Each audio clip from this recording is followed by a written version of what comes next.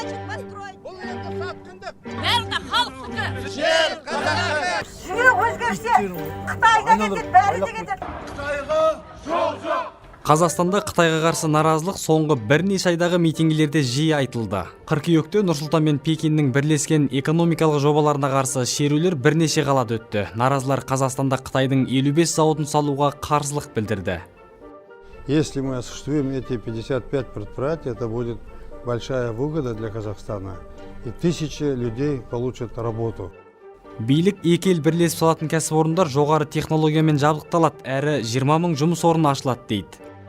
Ал наразылар бұны Қытай экспансиясы деп атайды және Пекинмен келісімнің шарттарын ашық жариялауды талап етеді. Не қылып отырсыңдар мұнда? Халықтың мұңын шешпесеңдер.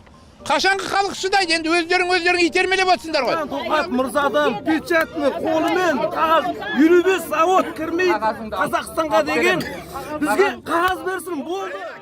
2019 жылғы наразылықтар Қазақстанның тәуелсіздік тарихындағы Қытайға қарсы алғашқы акция емес. Жер кодексіне енгізілген соңғы өзгерістер. Бүкіл халық наразы. Жер қытайлықтарға сатылады екен, басқа да шетелдіктерге сатылады екен деген.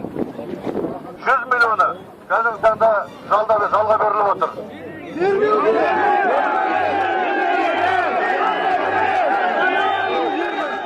2016 жылы жер реформасына қарсы митингілер өтіп, наразылар шетелдіктерге жерді жалға беруге мүмкіндік тудыратын заң жобасын өзгерту керегін айтты.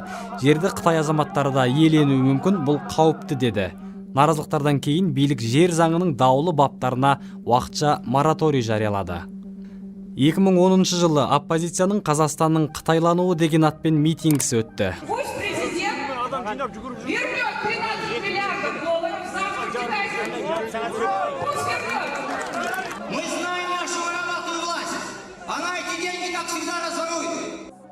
Оған сол кездегі президент Нұрсұлтан Назарбаевтың Қытай шекара маңындағы аудандардан жалға алуға миллион гектар жер сұрады деген мәлімдемесі түрткі болған. Қазақстандағы синофобияның тарихы тереңде. Соңғы кездері Пекинмен келіссөздердің құпия өтуі, қазақстандықтардың билікке деген сенімсіздігі бұл қорқынышты үдетіп жіберді. Елдің Қытай алдындағы қарыз өсіп, 12 миллиард долларға жетуі, көрші елден жұмысшылар қаптап келуі мүмкін дегенде қауіп бар. Сделки теневые, потому что нам никогда не раскрывают эти, но долг-то растет, а платим мы.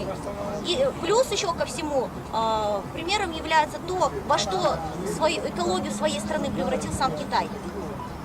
Если они со своей страной так обошлись, то что они сделают с нашей страной? Шыңжаңдағы жағдайды алаңдатты. Бұл аймақта қазақ, ұйғыр, қырғыз сияқты этникалық ашылықтарды қудалап, саяси лагерлерге қамап жатқаны жайлы ақпарат тараған. Мен оларды көрген кезде сот кезінде бірақ семіп кішкентай болып, бірақ арықтап, ет пен тері ғана болып қалған. Қазақстан Қытайдың бір белдеу, бір жол жобасын іске асыру үшін маңызды аумақ саналады. Бағдарлама Қытайды Еуропа, Азия, Африкамен жалғайтын темір жол мен автомагистраль салуды көздейді. Жолдың бір бөлігі Қазақстан аумағынан өтеді. Қытай бір белдеуге кіретін елдердің инфрақұрылым жобаларына кредит беріп, белсене қаржыландырады. Батыс Қытай дамушы елдерді қаржылай тәуелді етіп жатыр, олар кредитті қайтара алмайды деп есептейді. Мұндай қауіп Қытайдан кредит алған өзге елдерде де бар.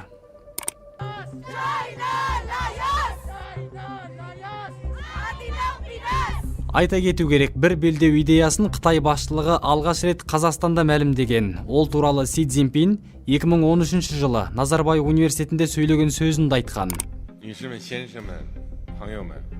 Ladies and gentlemen, dear friends, over the past 20 years and more, the relations between China and Eurasian countries have developed rapidly, and the ancient Silk Road has gained fresh vitality. In the new way, it is taking the mutually beneficial cooperation between China and Eurasian countries to a new height. көп өтпей 50 шақты Қытай зауытының Қазақстанға көшірілетіні айтыла бастады. Кейін ақпарат мүлде өзгерді. Қазақстан билігі 51 зауытты көшіріп әкелмейміз, Қытай технологиясымен 55 жаңа кәсіпорын ашылады деп мәлімдеді. Үкімет кәсіпорындардың толық тізімін биыл, яғни наразылықтар тұсында ғана жариялады. Мұнай химиясы, металлургия, машина жасау, ауыл шаруашылығы, энергетика, тамақ өнеркәсібі, логистика және қаржы саласындағы жобалардың жалпы құны 27 миллиард доллардан асады. Биліктің дерегінше 55 кәсіпорынның 18-і іске қосылған. Тізімге қарағанда жобалардың бәрі жаңа жұмыс орнын ашпайды. Мәселен, кейбірі Қытайдың Астана қаржы орталығының биржасы сияқты жұмыс істеп жатқан компаниялардың үлесін сатып алуымен шектеледі. Қытай энергетикалық қауіпсіздігін қамтамасыз етуге мүдделі. Табиғи қазба байлықтары бар орталық Азия елдерімен өзіне тиімді қарым-қатынас орнатып жатыр. Қазақстанда соңғы 3 жылда мұнайдың 4-тен бірін Қытай компаниялары өндірген. Қытай Қазақстанға инвестиция құю бойынша 5-ші орында, кредит беру бойынша 3-ші орында. Қазақстан билігі Қытайды жай ғана көрші ел емес, дос әрі серіктес санайды. Назарбаев айтқандай, ақша береді, бірақ қалай өмір сүруді үйретпейді. Китай никогда не диктует свои условия. Китай не говорит, живите, как мы живем, как Запад нас учит всегда. Мы тебе будем помогать, а вы станьте, как мы. Батыстың Уильям and Mary's Aid Data зерттеу тобы мынадай дерек айтады. Қытай орталық және оңтүстік Азия елдеріне арнап жария дипломатия әзірлеген, және бұған бөлінген қаржының 4-тен бірі Қазақстанға жұмсалған. Жария дипломатия деген не? Оны қалай, неден байқаймыз? Мысалы, студент алмасу бағдарламалары және стипендия ұсыну. Қытай Қазақстаннан барып оқитын студенттер саны бойынша Ресейден кейінгі 2-ші орында. Пекин қазақстандықтарға орталық және оңтүстік Азия елдерінен гөрі көбірек стипендия бөлген. Зерттеушілер Қазақстанда 6 Конфуций институты жұмыс істеп жатқанын айтады. Бұл Қытай тілін шетелге тарату бойынша құрылған мемлекеттік мәдени білім орталықтары. Несложные слова на китайском для них пока звучат как скороговорки. Уильям and Mary's Aid Data зерттеу ұйымының ғалымдары Қытайдың Қазақстанға ерекше мән беріп отырғанын атап өткен. 2000-2017 жылдар арасында Қазақстан мен Қытайдың ресми тұлғалары 253 рет кездескен. Орталық Азиядағы өзге елдерде дәл осынша барыс келіс болмаған. Зерттеушілердің айтуынша, жария дипломатияның арқасында Қазақстан элитасында Пекинді қолдаушылар саны өскен, бірақ қоғамдағы көзқарас керісінше.